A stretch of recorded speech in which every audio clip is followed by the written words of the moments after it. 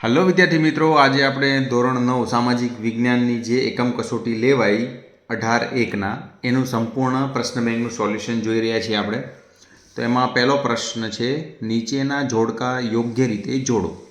તો ઠંડુ યુદ્ધ તો બી આવશે 1945 1962. પછી દ્વિતીય વિશ્વયુદ્ધ સી 1939 1945. સોવિયત યુનિયનનું વિભાજન ડી આવશે 1990 91. ભારત પરમાણુ અખતરો ઈ આવશે 1998. લીમડો એ જીવાણુ પ્રતિરોધક, આમાં આવશે તુલસી, તો જે જવાબ આવશે. શરદી ઉધરસ તાવ. આમળા એફ વાયુ પિત્ત દૂર કરે પાચક. એવી રીતના હરડે તો જી આવશે કબજિયાત વાળ. 9 ઘડો તો એચ જવાબ આવશે તાવ સાંધાના દુખાવા. સુંદરી વૃક્ષ તો આઈ આવશે હોડી બનાવવા માટે. તો એ રીતના જોડકા પણ જોડ્યા. આગળ જોઈશું. ખ પહેલાનો એક બે વાક્યમાં જવાબ લખો. તો સંયુક્ત રાષ્ટ્રોનું મુખ્ય ધ્યેય કયો છે? તો યુદ્ધને તિલાંજલિ અને ચીર શાંતિની ઝંખના એ મુખ્ય ધ્યેય હતો સંયુક્ત રાષ્ટ્રનો. બરાબર. ભારત અને પાકિસ્તાન વચ્ચે કઈ કઈ સાલમાં યુદ્ધો થયા છે અને તેનું પરિણામ શું આવ્યું? તો 1948 1965 અને 1971માં યુદ્ધો થયા. તેમાં દરેક વખતે પાકિસ્તાનનો પરાજય થયો છે.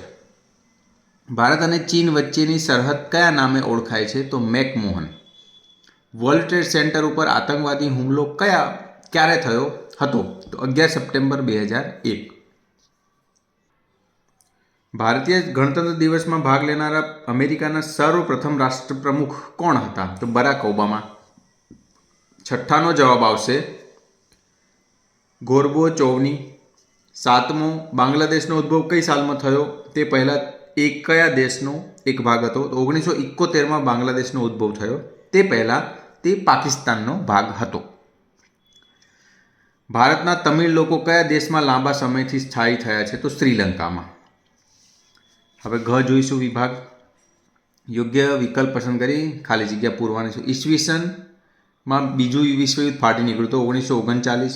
બીજામાં જવાબ આવશે 24 ઓક્ટોબર 1945, સંયુક્ત રાષ્ટ્રોની સ્થાપના. દુનિયામાં સૌથી વધારે મતદારો ધરાવતો દેશ તો ભારત. અમેરિકાએ હિરોશિમા એટલે સી જવાબ આવશે. 5મું, ભારતના કયા વડાપ્રધાન નેતૃત્વ હેઠળ ભારતને બિનજોડાણ વિદેશ નીતિ અપનાવી હતી? તો જવાહરલાલ નહેરુ. આગળ જોઈશું. ગ ભારત આવશે. વિશ્વમાં સૌથી મોટી લોકશાહી ધરાવતો દેશ તો ભારત. બીજું, ખાલી જગ્યા લોકોનું પ્રતિનિધિ કરતી રાષ્ટ્રીય સંસ્થા છે સંસદ. ત્રીજું, ખાલી જગ્યા વર્ષ કે તેથી મોટી ઉંમરની વ્યક્તિનું મતદાર યાદીમાં નામ નોંધાયેલ હોય તો મતદાન કરી શકે છે. તો એમાં આવશે 18 વર્ષ. આગળ જોઈશું. ગુજરાતમાં જંગલોનું પ્રમાણ ટકામાં તો 10% આશરે આવે. બરાબર, એ જવાબ. 5, જંગલોમાં બોરડી, બાવળ, થોર, ખીજડો વગેરે જેવા વૃક્ષો ખાલી જગ્યામાં થાય છે કાંટાળા જંગલોમાં. બરાબર. આગળ જોઈશું. પ્રશ્ન 2, નીચે આપેલા પ્રશ્નોના 4-5 વાક્યમાં જવાબ લખો. એમાં જોઈએ, ચૂંટણીનું મહત્વ શું છે? તો પોતાનું મત આપી લોકશાહીને જીવંત બનાવે છે. એ ચૂંટણીનું મહત્વ આપણે લખી શકીએ. આપણા દેશના રાષ્ટ્રીય પક્ષોમાં કયા કયા પક્ષોનો સમાવેશ થાય છે? તો એનો જવાબ વિદ્યાર્થી મિત્રો અહીં ચોપડીમાં જ આપ્યો છે. રાષ્ટ્રીય Congress INC, BJP Bharatiya Janata party, BSP Bahujan Samaj party, CPI, પછી સીપીઆઈએમ, એનસીપી, આ બધા છે ને રાષ્ટ્રીય સ્તરના આપણે પક્ષો છે. એવી રીતના આપણે જવાબ લખી શકીએ. ચલો નેક્સ્ટ છે, ભારતના મુખ્ય પ્રાદેશિક પક્ષોની યાદી બનાવો. તો એનો જવાબ પણ અહીંયા જ છે. જુઓ તમે, શિવસેના, તૃણમૂલ કોંગ્રેસ, સમાજવાદી પાર્ટી, ડીએમકે, પછી એઆઈએડીએમકે અને આમ આદમી પાર્ટી, જનતા દળ યુનાઇટેડ, રાષ્ટ્રીય જનતા દળ, આ જેવા પ્રાદેશિક પક્ષો છે. આ બધા પ્રાદેશિક પક્ષો કહેવાય. આગળ જોઈશું. વ્યાખ્યા આપો મતદાર અને ગુપ્તદાન. તો મત આપનાર નાગરિકને મતદાર કહે છે. તો ગુપ્તદાન કોને મત આપ્યો છે તે માહિતી ગુપ્ત રાખવામાં આવે છે, તે જે મતદાન કહેવાય એને ગુપ્તદાન કહેવાય. બરાબર. સાર્વત્રિક પુખ્ત વય મતાધિકાર શું છે? વ્યક્તિ દીઠ એક મત એ સાર્વત્રિક પુખ્ત વય મતાધિકાર છે. નીચેની વનસ્પતિનો ઉપયોગ લખો. વાંસ, ટોપલા, રમકડા વગેરે. ચીડના રસમાંથી ટર્પેન્ટાઇન બનાવવામાં આવે છે. ખાખરો, પતરાળા, પડિયા વગેરે બનાવી શકીએ. ટીમરું તો બીડી બનાવવા માટે. તો આ રીતના એ પણ કમ્પ્લીટ. 7મો છે પર્યાવરણ વિશે કયા કયા દિવસોની ઉજવણી કરવી જોઈએ? તો એ વિદ્યાર્થી મિત્રો મિત્રો આનો જવાબ તમને ચોપડીમાં 135 પેજ નંબર ઉપર આપ્યો છે. પર્યાવરણ વિશે દિવસો: 21 માર્ચ વિશ્વ વન દિવસ, 22 એપ્રિલ વિશ્વ પૃથ્વી દિવસ, 5 જૂન વિશ્વ પર્યાવરણ દિવસ, જુલાઈ માસ વન મહોત્સવ, 16 સપ્ટેમ્બર વિશ્વ ઓઝોન દિવસ. આ રીતના મનાઈ શકીએ આપણે. આગળ જોઈશું. કુદરતી વનસ્પતિના પ્રદેશો કોને કહે છે? પર્યાવરણીય સામ્યતા ધરાવતા પ્રદેશને કુદરતી વનસ્પતિના પ્રદેશો કહે છે. ભૌગોલિક શબ્દનો અર્થ લખો. જંગલો, વૃક્ષોનો સમૂહ. અને કુદરતી વનસ્પતિ માનવની સહાયતા વિના કુદરતી અવસ્થામાં ઉગે છે તે વૃક્ષોના સમૂહને કુદરતી વનસ્પતિ કહે છે. ચલો આગળ જોઈશું. 10મું. શંકુદ્રુમ જંગલોના વૃક્ષોની વિશેષતા જણાવો. તો શંકુ આકારના વૃક્ષો જોવા મળે છે. અહીંયા શંકુદ્રુમ જંગલોના જે વૃક્ષો હોય શંકુ આકારના હોય એ એની વિશેષતા છે. આગળ જોઈશું. રશિયા ભારતનું કાયમી મિત્ર રહ્યું છે. વિધાન સમજાવો. તો ભારતમાં ભારે અને ચાવીરૂપ ઉદ્યોગો સ્થાપવામાં અને સંરક્ષણ ક્ષેત્રે સજ્જ થવામાં રશિયાએ આર્થિક અને તકનીકી સહાય કરી છે. એટલા માટે કહી શકીએ કે રશિયા ભારતનું કાયમી મિત્ર રહ્યું છે. સંયુક્ત રાષ્ટ્રોની સ્થાપના શા માટે કરવામાં આવી છે? 4 હેતુઓ લખો. તો વિદ્યાર્થી મિત્રો આ જો 4 1 2 3 4 આ હેતુ અહીં આપ્યા છે તમારે ચોપડીમાં 39 નંબરના પેજ ઉપર. તો આ તમારે લખી દેવાના. આગળ જોઈશું. બીજા વિશ્વયુદ્ધ પછી કયા લશ્કરી જૂથોની સ્થાપના થઈ હતી? તો નાટો, SEATO, સેન્ટો, વર્ષો કરાર આ બધા લશ્કરી જૂથોની સ્થાપના બીજા વિશ્વયુદ્ધ પછી થઈ. બિનજોડાણ નીતિ એ શું છે? તો એમાં આપણે અહીંયા ચોપડીમાં આપ્યું જ છે. વિશ્વમાં કોઈ પણ સત્તા જૂથ કે લશ્કરી જૂથના નહીં જોડાયેલા રાષ્ટ્રો બિનજોડાયેલા અને તેમણે અપનાવેલી વિદેશ નીતિ બિનજોડાણવાદી નીતિ તરીકે ઓળખાય છે. આ થઈ ગયું. ચલો આગળ જોઈશું. ઠંડુ યુદ્ધ એટલે શું? બીજા વિશ્વયુદ્ધ પછી વિશ્વ કઈ મહાસત્તાઓ વચ્ચે વહેંચાયું હતું? તો અહીંયા 2 મહાસત્તાઓ અમેરિકા અને રશિયા વચ્ચે વહેંચાયું હતું. અને ઠંડા યુદ્ધની વાત કરીએ આપણે તો જુઓ એનું અહીંયા આપ્યું જ છે કે રશિયા અને અમેરિકા એ બંને જૂથમાં વહેંચાયું અને એ બંને જૂથ વચ્ચે અસંતોષનું વાતાવરણ સર્જાયું.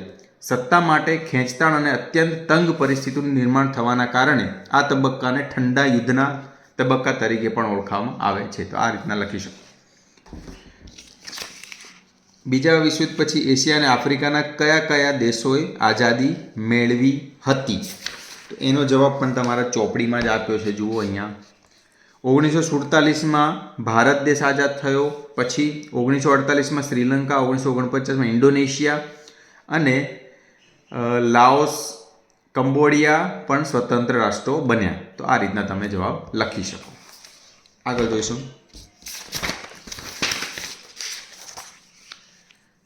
3નો ક છે ભારત વૈવિધ્યસભર કુદરતી વનસ્પતિ ધરાવે છે. વિધાન સમજાવો. તો આનો જવાબ પહેલાંનો આપણે ચોપડીમાંથી આ રીતના લખી શકીએ કે ભારતમાં ઉષ્ણકટિબંધીય વરસાદી જંગલો, ઉષ્ણકટિબંધીય ખરાવ જંગલો, ઉષ્ણકટિબંધીય કાંટાળા જંગલો, શીતોષ્ણ કટિબંધ જંગલો અને ઘાસના મેદાનો, ભરતીના જંગલો, મેંગ્રુવ આ બધા જ ટાઈપના અહીંયા મળી આવે છે ભારતમાં. એટલે આપણે કહી શકીએ કે ભારત વૈવિધ્યસભર કુદરતી વનસ્પતિ ધરાવે છે. બરાબર. હવે બીજો છે કુદરતી વનસ્પતિના કેટલા વિભાગો પડે છે? કયા? તો કુદરતી વનસ્પતિના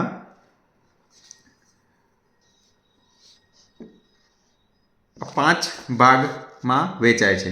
ઉષ્ણ કટિબંધીય વરસાદી જંગલો, પછી બીજું ખરાઉ જંગલો, કાંટાળા જંગલો, સમૃદ્ધ જંગલો, ઘાસના મેદાનો અને મેંગ્રુવ જંગલો. આ 5 ભાગમાં વહેંચાયેલું છે. ઉષ્ણ કટિબંધીય કાંટાળી વનસ્પતિના જંગલો ટૂંક નોંધ લખો. કાંટાળી, તો એમાં આપણે આ ચોપડી તમને આપ્યું છે કાંટાળા જંગલો. અહીંથી લઈને અહીં સુધી તમારે જવાબ લખી દેવાનો. આ ચોપડીમાં છે 3જા નંબરનો કાંટાળા જંગલો, અહીંથી લઈને અહીંયા સુધી. બરાબર. આગળ જોઈશું. વરસાદી જંગલોની અનુકૂળતા જણાવી તેના વૃક્ષો અને તેની વિશેષતાઓ જણાવો. તો એનો જવાબ તમને અહીંયા ચોપડીમાં 131 પેજ નંબર ઉપર મળી જશે. અહીંના વૃક્ષો સામાન્ય રીતે 60 મીટર જેટલા ઊંચા હોય છે. જાડી ઝાંખરાના કારણે ભેજનું પ્રમાણ વધુ હોય છે. આ જંગલોમાં પાનખર જેવી કોઈ ઋતુ હોતી નથી. આ જંગલો બારેમાસ લીલા રહેવા હોવાથી તેને નિત્ય લીલા જંગલો પણ કહે છે. અને ત્યાં જો વરસાદી જંગલોમાં વરસાદ ફૂલ પ્રમાણમાં હોય એટલે પ્રોબ્લેમ કોઈ જ આવે નહીં. તો આ એની વિશેષતા કહી શકાય. આગળ જોઈશું. ભારતીય જંગલોનો પરિચય આપો. તો એ પણ તમને 131 પેજ નંબર ઉપર જ મળી જશે. જો ભારતમાં લગભગ 5000 જાતના વૃક્ષો થાય છે. તેમાંથી લગભગ 450 જાતના વૃક્ષો વ્યાપારી દ્રષ્ટિએ ખૂબ ઉપયોગી છે. અહીંથી લઈને તમે અહીંયા સુધી આ જવાબ એનો લખી શકો. બરાબર છે. આગળ જોઈશું. ખરાઉ જંગલોને મોસમી જંગલો પણ કહેવાય છે. કારણ આપો. ખરાઉ જંગલોને મોસમી જંગલો પણ કહેવાય છે. જો તો અહીંયા લખ્યું છે, જુઓ. ઓકે, આ રીતના દરેક પ્રજાતિના વૃક્ષો અહીંથી સ્ટાર્ટ કરીને આ જંગલો મોસમ પ્રમાણે પાન ખેરવતા હોવાથી તેને મોસમી જંગલો પણ કહે છે. તો આ રીતનું તમે જવાબ લખી શકો. આગળ જોઈશું. ચૂંટણી પંચે મુખ્ય કઈ કઈ કામગીરી કરવાની હોય છે? તો એનો જવાબ અહીંયા તમને આપ્યો છે. આપણા દેશ વિશ્વમાં સૌથી વધારે મતદાર ધરાવતો દેશ. આ ચૂંટણી પ્રક્રિયાનું સંચાલન, નિયમ અને નિરીક્ષણ ચૂંટણી પંચ કરે છે. ત્યાંથી લઈને અહીંયા સુધી તમારે જવાબ લખી દેવાનો. બરાબર છે. ચલો આગળ જોઈશું. મતદાન કરવા માટે ઉપયોગમાં લેવાતી 2 પ્રક્રિયાઓ જણાવો. ઈવીએમ મશીનની ઉપયોગિતા લખો. તો આપણે જોઈશું એનો જવાબ ચોપડીમાંથી જ. તો 2 માધ્યમ આ રીતના છે. મતપત્રકો દ્વારા મતદાન અને વીજાણુ મશીન એટલે કે ઈવીએમ દ્વારા. હવે ઈવીએમનું અહીંયા આપણને પૂછ્યું છે કે ઈવીએમ મશીનનો ઉપયોગિતા લખો. તો ઈવીએમ મશીન કારણે મતગણતરી ઝડપી બને છે. તમે એ જોઈ શકો. આધુનિક સમયમાં મોટા ભાગના મશીન થાય છે. તો આ રીતનું તમે લખી શકો. બરાબર. જો મતદાન પત્રકો દ્વારા થયેલ મતદાન ગણતરી કરવામાં સમય જાય છે ને ઈવીએમ આપણો સમય બચાવે. આ રીતના તમે લખી શકો. આગળ જોઈએ. લોકશાહીના પ્રકારો કેટલા છે? કયા કયા? વિગતે માહિતી લખો. તો લોકશાહીના પ્રકારો એનો જવાબ પણ અહીં ચોપડીમાં જ આપ્યો છે. સંસદીય લોકશાહી ને પ્રમુખીય લોકશાહી. તો એમાં આ બંને ડિટેલમાં તમારે આ બંનેના મુદ્દા લખી દેવાના. બરાબર. આગળ જોઈશું. લોકમત મેળવવા માટે વીજાણુ માધ્યમનું મહત્વ શું છે? તો એનો જવાબ પણ અહીંયા જ છે. મહત્વની વાત કરી છે તો મહત્વમાં શું આવે કે જુઓ, આ મશીનને કારણે મતગણતરી ઝડપી બને છે. માનવ કલાકો અને માનવ શ્રમનો બચાવ થાય છે. કાગળનો બચાવ થતો હોવાથી પર્યાવરણ નુકસાન થતું પણ અટકાવી શકાય છે. તો આ રીતના મુદ્દા તમે લખી શકો. હવે આગળ જોઈશું છેલ્લે પ્રશ્ન 4. જંગલોનું જતન કરવા માટેના ઉપાયો જણાવો. તો એનો જવાબ તમને અહીંયા ચોપડીમાં જ આપ્યો છે. પેજ નંબર 135, 1, 2, 3, 4 ને નીચે 5, 6, 7 આ બધા જ મુદ્દાઓ અહીંયા આપ્યા છે. તમારે ધ્યાનથી જોઈ લેવાના. બરાબર છે. આગળ જોઈશું. જંગલોનું પર્યાવરણીય મહત્વ વિશે મુદ્દાસર નોંધ લખો. તો જંગલોનું પર્યાવરણીય મહત્વ આ રહ્યું. આ બધા જ મુદ્દાઓ તમારે લખવાના છે. બરાબર.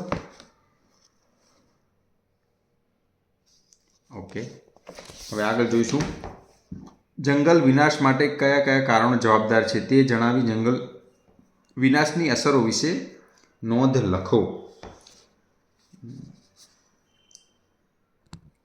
તો એમાં તમારે ચોપડીમાં જ આપ્યું છે જંગલોના વિનાશ માટે માનવની જમીન મેળવવાની ભૂખ સૌથી વધુ જવાબદાર છે. આ ઉપરાંત વસ્તી વધારો, ઉદ્યોગોનો રહેણાંક વિસ્તારથી દૂર લઈ જવાની નીતિ, શહેરીકરણ, બહુહેતુક યોજનાઓ, સડકોનું નિર્માણ કાર્ય, ઇમારતી અને બળતણ લાકડું મેળવવા, ઝૂમ ખેતી, દાવાનળ વગેરે કારણો જંગલો વિનાશ થઈ રહ્યો છે. તો એ જવાબદાર છે. પછી જંગલ વિનાશની અસરો વિશે નોંધ લખવાની છે. તો એની અસરો અહીંયા રહી. જંગલોનો વિનાશ થવાની પર્યાવરણની ઘણી વિપરીત અસરો ઊભી થઈ છે. ત્યાંથી લઈને જો અહીંયા સુધી તમારે લખી નાખવાનું છે. ગ્રીન હાઉસ ઇફેક્ટ, રણીકરણ, વન્યજીવો નિરાશ્રિત થવા વગેરે. તો આ બધું તમારે લખી દેવું. પછી લાસ્ટ ક્વેશ્ચન આવે છે હિમાલય પર્વતમાળા ઉપર કયા કયા પ્રકારના જંગલો આવે છે, આ જંગલોનું મહત્વ બાબતો જણાવો. એ જોઈશું. આ રહ્યું હિમાલય પરની વનસ્પતિ. તો તેમાં જંગલો કયા કે સમશીતોષ્ણ કટિબંધીય જંગલો, શંકુદ્રુમ જંગલો, અલ્પાઇન અને ટૂંકું ઘાસ એ જંગલો. અને એની ખાસિયત તમને અહીંયા બધી આપી જ છે, તમારે નોંધી લેવાની આ જે છે. બરાબર છે? ઓકે, તો એ પ્રમાણે જો વિદ્યાર્થી મિત્રો આપણે સંપૂર્ણ એકમ કસોટીનું સોલ્યુશન ધોરણ 9 સામાજિક વિજ્ઞાનનું જોયું. તો આ વિડીયો કેવો લાગ્યો કોમેન્ટ કરીને જરૂરથી કહેજો. ધન્યવાદ.